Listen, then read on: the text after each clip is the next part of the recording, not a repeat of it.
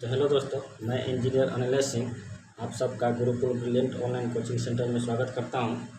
पिछली क्लास में हमने function, graphical definition of function या mapping, important facts about mapping या फंक्शन, रिलेशन यानी graphical definition of relation, domain, codomain and range के बारे में पढ़ लिया है। आज हम डोमेन एंड रेंज जो है निकालना सीखेंगे। जो ट्रिगोनोमेट्रिकल फंक्शन है उनके डोमेन और रेंज कैसे निकालते हैं।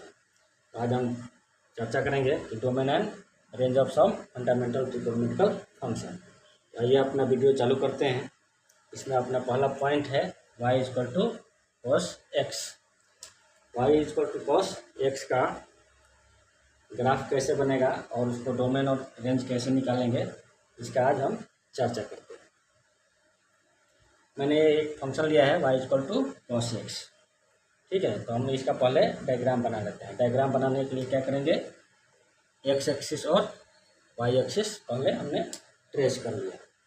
Y axis and X axis trace कर लेंगे और ट्रेस करने के बाद हम एक्स एंड एक्स की वैल्यू रखेंगे और एक्स की वैल्यू जैसे जैसे रखेंगे अपने को वाई यानी कॉस एक्स की वैल्यू मिलती जाएगी और उन सारे पॉइंट को मिला देंगे तो हमारा कॉस एक्स का जो ग्राफ है वो ट्रेस हो जाएगा।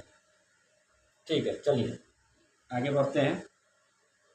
एक्स की वैल्यू को हमने जीरो रखा, एक्स की वैल्यू को हमने जीरो रखा तो वाई की वैल्यू क्या मिलेगी, 1 मिलेगी। ठीक है, तो वाई एक्सिस पे हमारा 1.01 मिल गया। उसी प्रकार एक्स की वैल्यू को π/2 रखते हैं तो वाई की वैल्यू क्या मिल जाएगी, 0, यानी दूसरा पॉइंट हमारा ये मिल जाएगा। आगे बढ़ेंगे, एक्स की वैल्यू को पाई रखेंगे तो वाई की वैल्यू क्या मिलेगा, -1, यानी एक पॉइंट यहाँ पे मिल जाएगा, यानी ये 1 से -1 की तरफ डिक्रीज हो रहा है। फिर और आगे बढ़ते हैं, एक पॉइंट एक्स की वैल्यू लेते हैं 3π/2। जब हम एक्स की वैल्यू 3π/2 रखेंगे तो वाई की वैल्यू क्या मिल जाएगी, 0। ओके, फिर आगे बढ़ते हैं और आगे बढ़ेंगे, एक्स की वैल्यू को हम 2π रखते हैं। जब एक्स की वैल्यू को 2π रखेंगे तो वाई की वैल्यू क्या मिलेगी हमको, 1, यानी ये ग्राफ जो है 1 से -1 यानी 0 से पाई के बीच डिक्रीज हो रहा है और पाई से 2π के बीच इंक्रीज हो रहा है। ओके, मतलब ये अपने एक पीरियड पूरा करने में 0 से 2π तक ये इसका एक पीरियड पूरा हो रहा है। मतलब ये पीरियोडिक फंक्शन है जिसका पीरियड जो होगा 2π होगा। ठीक है, इसी तरह हम जब आगे बढ़ेंगे तो ये 0 से इन्फिनिटी तक डायग्राम जो है रिपीट होगा। उसी प्रकार लेफ्ट की तरफ बढ़ते हैं तो 0 से -इन्फिनिटी तक ये ग्राफ 1 और -1 के बीच रिपीट होगा। ठीक है, तो पिछली क्लास में हमने बताया था डोमेन और रेंज का जो ग्राफिकल डिफिनीशन था। उस ग्राफिकल डिफिनीशन में कि रेंज किसको बोलते हैं और डोमेन किसको बोलेंगे। ग्राफिकल डिफिनीशन में हमने दिखाया था कि जो एक्स कोऑर्डिनेट के जो वैल्यू होंगे, एक्स कोऑर्डिनेट के वैल्यू जो होंगे वो होता है डोमेन, और वाई एक्सिस पे आपके वैल्यू मिलते हैं वो होते हैं आपके रेंज, यानी y coordinate of the curve called range. जो वाई एक्सिस के यहाँ पे रेंज क्या हो जाएगा, अपना फंक्शन का जो रेंज है 1 और -1, यानी -1 और 1 हो जाएगा। जबकि डोमेन जो है -इन्फिनिटी टू इन्फिनिटी, इसका मतलब हो गया कि डोमेन जो है एक real number -infinity to infinity के बीच में। एक चीज़ तो क्लियर हो गया, cos x जो है 1 और -1 से डिक्रीज हो रहा है। cos x क्या है, डायग्राम जो है 0 से -1 तक डिक्रीज हो रही है। cos x जो है डिक्रीज होगा कहाँ से, 1 से -1 तक। तब जब हम x की वैल्यू जो है 0 से पाई तक इंक्रीज कर रहे हैं और x की वैल्यू -1 से 1 तक इंक्रीज करेगी जब हम x की वैल्यू को पाई से 2π तक इंक्रीज करेंगे। इसी तरह ये वैल्यू जैसे आगे बढ़ेंगे तो ये ग्राफ -1 से 1 और 1 से -1 के बीच लाई करता रहेगा। ओके, इसका मतलब ये हुआ कि जो cos x है, फंक्शन cos x जो है पीरियोडिक फंक्शन है जिसका पीरियड क्या हो जाएगा, 2π होगा और रेंज -1 से 1 और डोमेन जो है -इन्फिनिटिव टू इन्फिनिटिव हो जाएगा। ये पीरियोडिक फंक्शन है, इसको हम सर्कुलर डायग्राम के थ्रू भी समझ सकते हैं। हमारा वैल्यू जो है 1 से -1 के बीच क्या कर रहा है, डिक्रीज कर रहा है, मतलब 1 से -1 के बीच डिक्रीज कर रहा है, डिक्रीज कर रहा है, ठीक है, डिक्रीज कर रहा है, 1 से -1 के बीच डिक्रीज कर रहा है।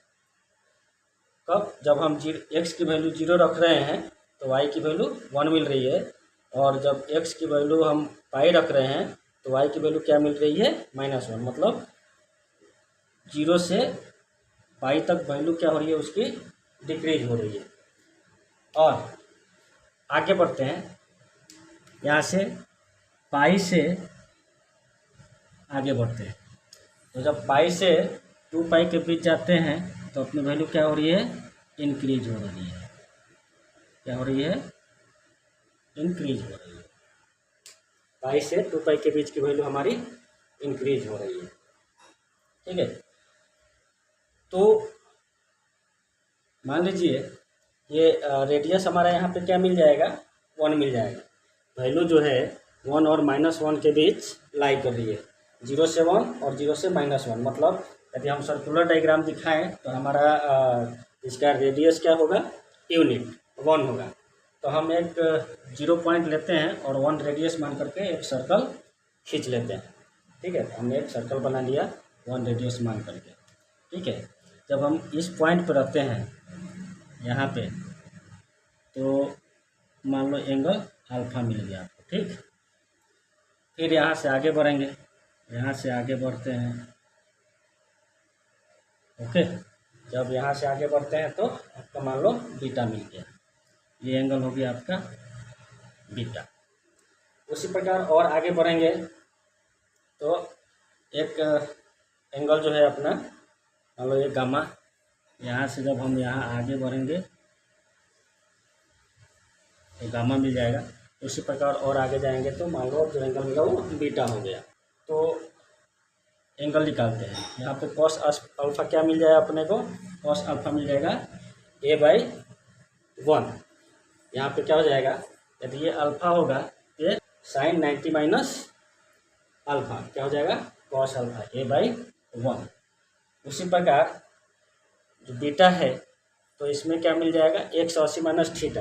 यदि हम 180 माइनस बीटा 180 माइनस बीटा, तो 180 माइनस बीटा यदि कॉस रखते हैं तो क्या हो जाएगा, -b/1।